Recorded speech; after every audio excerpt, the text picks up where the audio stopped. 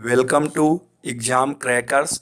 मैं रोहित सर, जो कि इलाहाबाद में यूपी टेट के बाल मनोविज्ञान के लिए और साथ ही साथ शिक्षा शास्त्र एवं यूजीसी प्रथम प्रश्न पत्र के लिए स्टडी कराता हूं। आज मैं आपके सामने अभी हाल ही में 19 दिसंबर को हुए यूपी टेट के बाल मनोविज्ञान के प्रश्नों को सॉल्व करने जा रहा हूं। अगर ये वीडियो आपको अच्छा लगे तो इसे लाइव और सब्सक्राइब। पहला प्रश्न है, शिक्षक द्वारा कक्षा में डांट पड़ने पर छात्र यदि घर आकर अपनी छोटी बहन पर गुस्सा इजहार करता है और ये करता है तो यह किसका उदाहरण बनता है? यह सिगमंड फ्रायड की रक्षात्मक युक्तियां हैं। रक्षात्मक युक्तियों में एक युक्तियां होती हैं विस्थापन। विस्थापन का मतलब होता है एक के द्वारा क्रिया करने पर उस अनुक्रिया को हम किसी दूसरे पर डाल दें। जैसे अगर किसी बालक को टीचर ने विद्यालय में डांटा तो वो अपनी डांट अपने घर पर आकर अपनी छोटी बहन पर उतारता है, तो इसे ही विस्थापन कहा जाता है। नेक्स्ट क्वेश्चन है, निम्न में कौन सीखने के गेस्टाल्ट सिद्धांत से संबंधित है? तो गेस्टाल्ट सिद्धांत जो है अधिगम की प्रक्रिया में इसका प्रतिपादन वर्दीमर ने किया।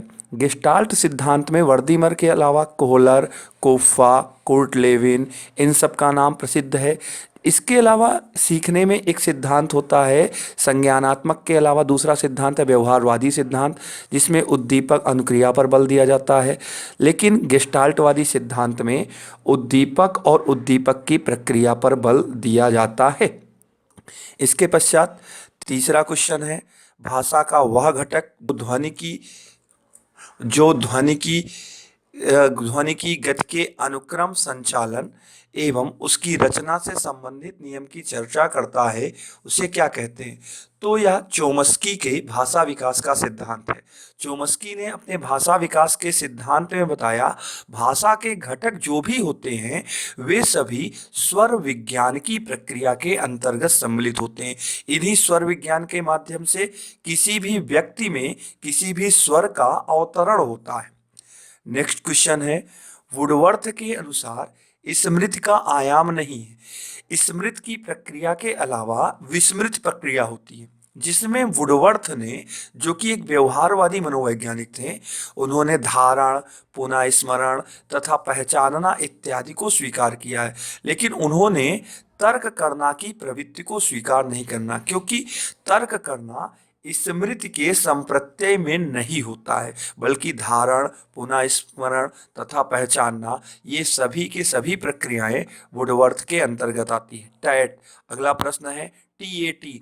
टैट टैट का फुल फॉर्म होता है थीमेटिक एपर्सेप्शन टेस्ट, जिसे 1935 में मॉर्गन और मुरे ने डिस्क्राइब किया। 1935 में इसे जो डिस्क्राइब किया गया उसमें इसका उद्देश्य था व्यक्ति की विशेषताओं की जानकारी करना, और व्यक्ति की विशेषताओं की जानकारी के लिए व्यक्तित्व में इसका प्रयोग किया गया। अगला प्रश्न है, लक्ष्य निर्देशित व्यवहार में बाधा आना कहलाता है। तो जब कभी भी लक्ष्य निर्देशित करके कोई व्यवहार होता है तो वह व्यवहार समायोजन की प्रक्रिया में होता है। समायोजन की प्रक्रिया में पूर्व परंपराओं, तथ्यों इत्यादि को बच्चा सीखता है, लेकिन जब उसमें किसी भी प्रकार की बाधा आ जाती है तो बच्चा हताश और निराश हो जाता है। धीरे धीरे करके यदि उसकी हताशा और निराशा दूर ना की गई तो वह हताशा और निराशा कुंठा में परिवर्तित हो जाती है। इसलिए लक्ष्य के निर्देशित व्यवहार में कोई भी बाधा आती है तो उसे कुंठा कहते हैं, और यदि कुंठा दूर ना की गई तो वो कुसमायोजन हो जाता है, और कुसमायोजन के होने पर बच्चा मानसिक रूप से अस्वस्थ हो जाता है। अगला प्रश्न है, आंख के रंग को कौन सा कारक प्रभावित करता है? तो आंख के रंग की प्रक्रिया होती है बाल विकास के प्रक्रम में, ग्रोथ और डेवलपमेंट में ग्रोथ का जो प्रोसीजर होता है, अभिवृद्धि की प्रक्रिया होती है, उसमें 7 सिद्धांत बताए गए हैं। उन्हीं 7 सिद्धांत में वातावरण और वंशानुक्रम की प्रक्रिया बताई गई है, जिसमें आनुवांशिकता की व्याख्या की जाती है। और किसी भी बच्चे को जो उसके आंखों का रंग प्रभावित करता है वो उसके आनुवांशिकता के कारण होता है। उसका कारण ये है कि आनुवांशिकता के होने पर ही कोई भी बालक अपने माता पिता से या अपने माता पिता से 7 पीढ़ी संवाहक होने पर वो इसकी प्रक्रिया को आगे बढ़ाते हैं। इसके बाद अगला प्रश्न है, आधार आयु निम्न में से किससे संबंधित होता है? तो आधार आयु की जो प्रक्रिया है वो बुद्धि से संबंधित होती है, क्योंकि आधार आयु बेसल एज, जिसे हम क्रोनोलॉजिकल एज या रियल एज भी कहते हैं, वो होता है। और इसी के आधार पर टर्मन और स्टर्न ने आईक्यू लेवल दिया है। आईक्यू लेवल में उन्होंने बताया है mental as upon chronological age into 100, अर्थात मानसिक आयु बटा वास्तविक आयु गुणित 100 के आधार पर उन्होंने बुद्धिलब्धि का संप्रत्यय दिया। और उसी बुद्धिलब्धि के संप्रत्यय के जो क्रोनोलॉजिकल एज होता है, वास्तविक आयु होता है, उसी को आधार आयु भी कहा जाता है। इसके बाद अगला प्रश्न है, मनोग्रस्तिता बाध्यता एक विकृति है। मनोग्रस्तिता बाध्यता जो ऑब्जर्वेटिव कंपल्सिव डिसऑर्डर होता है वो एडजस्टमेंट की प्रक्रिया में होता है। एडजस्टमेंट की प्रक्रिया में होता क्या है, जब कोई भी व्यक्ति किसी भी प्रक्रम में समायोजित नहीं हो पाता तो समायोजित ना होने की प्रक्रिया के अंतर्गत वह व्यक्ति किसी भी प्रकार के डिसऑर्डर से ग्रसित हो जाता है। डिसऑर्डर के ग्रसित होने पर वह उसमें समायोजन नहीं कर पाता। सामूहिक, अगला प्रश्न है, सामूहिक अचेतन का संप्रत्यय दिया गया। सामूहिक अचेतन का संप्रत्यय व्यक्तित्व के प्रक्रम में युंग द्वारा दिया गया। युंग जो कि व्यक्तित्व के परिक्षेत्रों में पहले ऐसे मनोवैज्ञानिक थे जिन्होंने मनोवैज्ञानिक तथ्यों का प्रयोग व्यक्तित्व के परिक्षेत्रों में दिया और उन्होंने अचेतन की कई प्रक्रियाएं मानी हैं, उसमें युंग ने सामूहिक अचेतन दिया है। इसके अलावा जैसे सिगमंड फ्रायड ने भी मनोविश्लेषण में अचेतन की व्याख्या की है, लेकिन मनोविश्लेषण में जो अचेतन की व्याख्या है वो सामूहिक ना होकर व्यक्तिगत होती है। इसके पश्चात अगला प्रश्न है, इरोस शब्द संबंधित है। इरोस शब्द जो होता है ये जीवन मूल प्रवृत्ति से संबंधित होता है। जीवन मूल प्रवृत्ति से संबंधित होने का तात्पर्य है कि इरोस के माध्यम से जो मूल प्रवृत्तियां होती हैं उससे जीवन संचारित होता है और यह व्याख्या मनोवैज्ञानिक तथ्यों के लिए की गई है। इसके पश्चात अगला प्रश्न है, अहम निर्देशित होता है।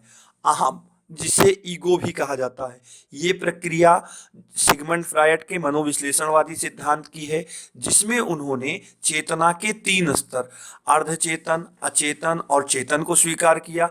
उसी में उन्होंने व्यक्तित्व के परिक्षेत्रों में इड, ईगो, सुपर ईगो, इदम, अहम और पराहम जिसे अति अहम भी कहा जाता है की व्याख्या की, जिसमें इदम जो होता है किसी भी व्यक्ति की सुख के लिए होता है, जिसे इड कहते हैं वो उसकी मूल प्रवृत्तियां होती हैं।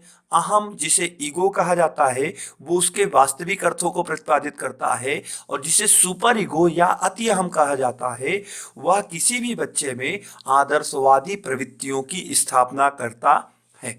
इसके बाद अगला प्रश्न है, कॉलिस्टोकाइनिन एक हार्मोन है जिसकी सुई यदि दे दी जाए तो इससे किसी भी प्राणी में भूख और प्यास दोनों ही में ही वृद्धि हो जाती है।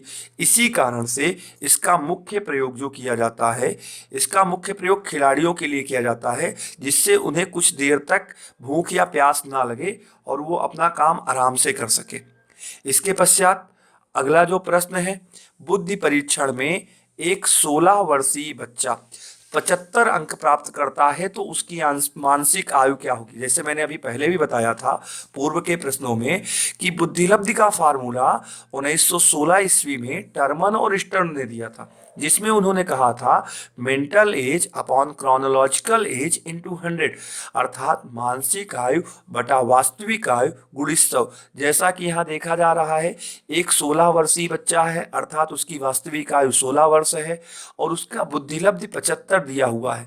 तो अगर हम 75 equal to MA upon 16 into 100 करके इसे निकालेंगे तो इसमें 12 वर्ष आंसर आएगा। और क्यों? क्योंकि बुद्धिलब्धि का फार्मूला होता है मानसिक आयु बटा वास्तविक आयु गुणित 100। इसी प्रकार अगला प्रश्न है, केंद्रीय तंत्रिका तंत्र में होते हैं।